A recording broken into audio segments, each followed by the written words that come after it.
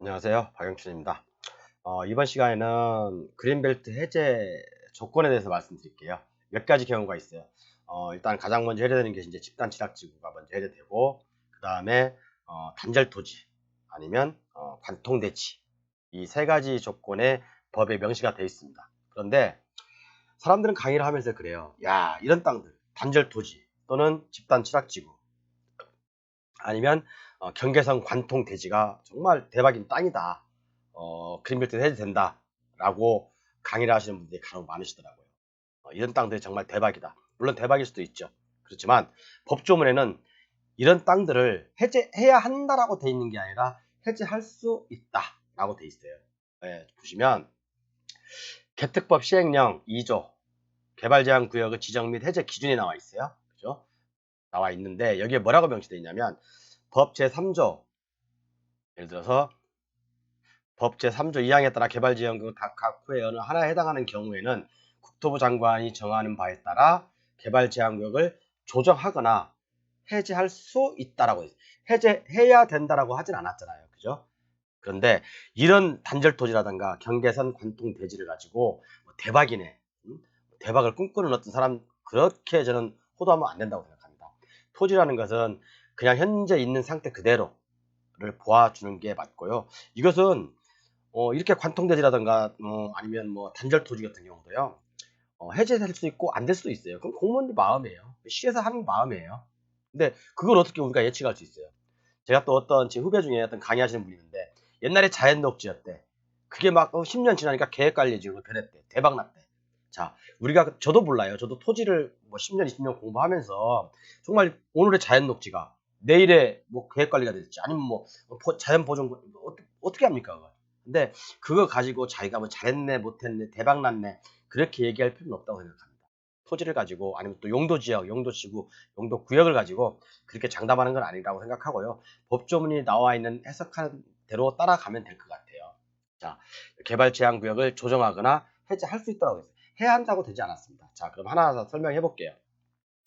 조정 대상 지역에서 이제 집단 취락지구, 물론 이제 지자체에서 국토부에서 이제 정하는 명에 따라서 집단 취락지구를 일반적으로 먼저 해제를 합니다. 그렇죠? 이무조정 제약이 20만 제곱미터 이상일 경우에는 집단 취락지구를 먼저 해제를 하게 되고요. 두 번째는 뭐냐면 단절 토지가 있어요. 단절 토지. 자, 단절 토지라는 게 뭐냐면 설명해 드릴게요. 자, 여기가 이제 이렇게 그린벨트예요. 그린벨트인데 도로가 이렇게 났어요. 도로가 이렇게 뭐 예를 들어서 이렇게 뭐 났습니다. 도로가 났는데 여기 이 전체 엄청나게 넓은 면적이 그린벨트인데 지금 이쪽 조금 남아 있는 거, 요금 조금 남아 있는 거, 요게 이 도로가 생김으로써 단절이 됐잖아요. 이 큰 그린벨트 면적하고 단절이 된 이 토지죠. 이 토지 면적. 이 토지 면적을 그린벨트에서 해제할 수 있다라고 돼 있어요. 해제한다라고는 되지 않았습니다. 해제할 수도 있다라고 돼 있는데 보통 이것이 3만 제곱미터 미만일 경우 해제될 가능성이 있다는 거지 해제된다는 얘기는 아니에요. 제가 다음 시간에 뭐 그린벨트 안에서 이런 단절 토지가 10년 전에 아니면 5년 전에 나왔는데 지금도 그린벨트라는 걸 증명해 줄 수 있는 자료 경매 물건을 제가 설명해 드릴게요. 정말 이런 토지가 대박이니 어쩌네 떠드는 사람들 정말 위험한 사람이라고 생각해요. 그래서 이것은 될 수도 있고 안 될 수도 있어요.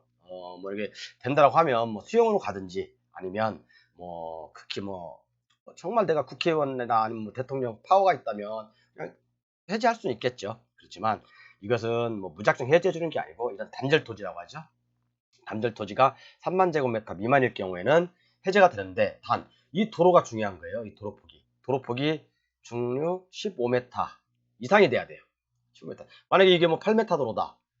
이건 단절 토지라고 보는 게 이것을 단절 토지라고 보는 게 아니에요. 그린벨트 지역 내에서는.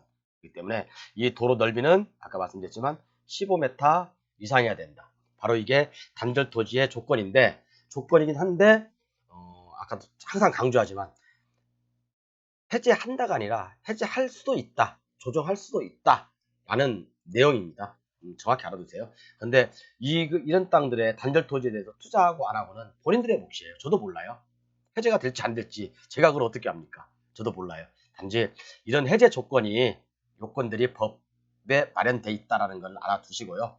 두 번째, 세 번째죠. 아까 취락지구 했으니까, 집단 취락지구 했으니까, 경계선 관통대지라고 있어요.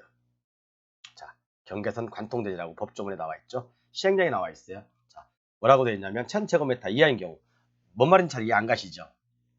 경계선을 관통했다. 자, 설명해 드릴게요. 땅 이렇게 필지가 이렇게 있습니다. 필지가 있어요. 필지가 막 이렇게 막 있을 거 아닙니까? 막 큰 것도 있고 이렇게. 그런데 그린벨트를 지정하는데 그린벨트를 이렇게 해서 이제 이렇게 뭐 지정을 해요. 이렇게요. 이렇게 이쪽이 다 이제 그린벨트. 여기는 그린벨트. 이쪽은 다 그린벨트. 이쪽은 그린벨트가 아닌 뭐 이제 자연녹지라고 했을 때, 자, 여기 하나의 필지에 또는 이 필지가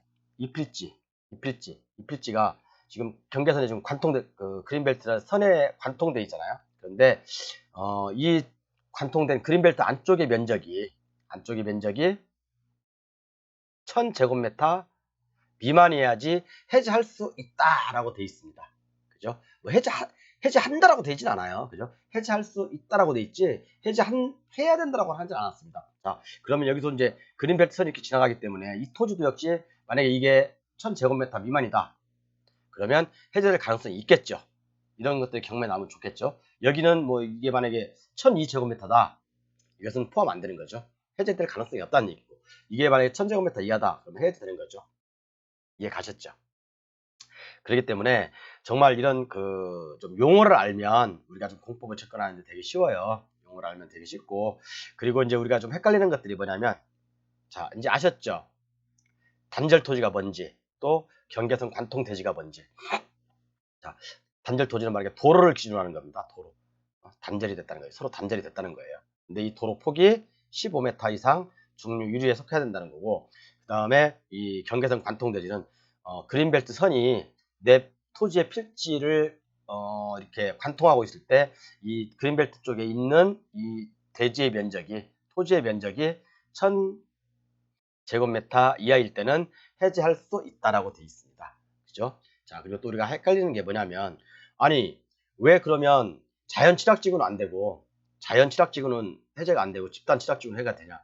이렇게 좀, 이렇게 질문할 수도 있어요, 사람들이. 근데, 집단 취락지구는 보통 10호 이상을 얘기하거든요. 20호라든가, 이제 진짜 좀 틀려요, 법마다. 근데 집단 취락지구는 대부분, 그린벨트 안에, 개특법상에서 지정되는 게 집단 취락지구고, 자연 취락지구는 녹관농자, 녹지지역, 관리지역, 그다음에 자연환경 보전지역, 녹관, 그다음에 농림지역, 이렇게 모여 있는 10호 이상, 뭐 또는 5호 이상, 아니 20호 이상이 모여 있는 곳을 일단 자연 취락지구로 하고, 그린벨트 안에 있는 걸 집단 취락지구로 합니다. 그래서 법조문에서도 자연 취락지구 아닌 집단 취락지구로 하겠잖아요. 왜? 집단 취락지구는 개발 제한 구역 안에서만 지정되어 있는 땅이기 때문에. 자, 결론을 말씀드릴게요. 지금까지 쭉 제가 그린벨트에 설명을 많이 드렸어요. 그린벨트 어떤 그 임야, 낙찰받은 사례, 그린벨트의 어떤 근린시설 음식점이 있는데 낙찰받아서 다른 용도로 지금 사용하고 있는 사례, 그 다음에 이제 뭐 이주권의 종류하고 이주권이 왜 생기는지, 그 다음에 그린벨트 안에서 주택을 짓기, 그 다음에 그린벨트에서 카페 짓기 또는 근생 짓기, 그 다음에 이번에 마지막 시간으로 그린벨트 해제 조건에 대해서 설명을 드렸어요. 해제 조건이라고 하지만 정말 주의할 게, 다시 한번 말씀드리지만, 우리가 법조문을 보면 다시 조정하거나 해제할 수 있다라고 돼 있지, 하여야 한다고 되지 않았습니다. 하여야 한다고 되지. 그러면 이런 단절토지라든가 경계선 관통대지가 다 해제될게요. 다 그분들 다 대박 날게요. 그건 아니란 얘기죠. 그래서 그것은 정말 본인의 몫이에요. 그것을 판단하고 그게 해제될지 안 될지 판단하는 것은 본인의 몫이니까 심사숙고해서 투자하시기 바라고. 그리고 아까 말씀드렸지만 그린벨트 내에서도 이런 대박인 땅들이 있을 수 있어요. 도로와 접했다든가 아니면 절대농지가 아니다든가 도로 상하수도 가스가 지나가고 있다든가 뭐 그런 것들, 그런 땅들을 보는 눈들에 좀 많이 튀었을 거라고 봅니다. 자, 제가 한 6강, 7강으로 해서 이렇게 그린벨트 쪽에 대해서 간략하게나마 설명드렸고요. 좀 더 자세한 것들은 추후에 다시 좀 설명드리도록 하겠습니다. 일단 그린벨트에 대해서 6강까지 마치도록 하겠습니다. 감사합니다.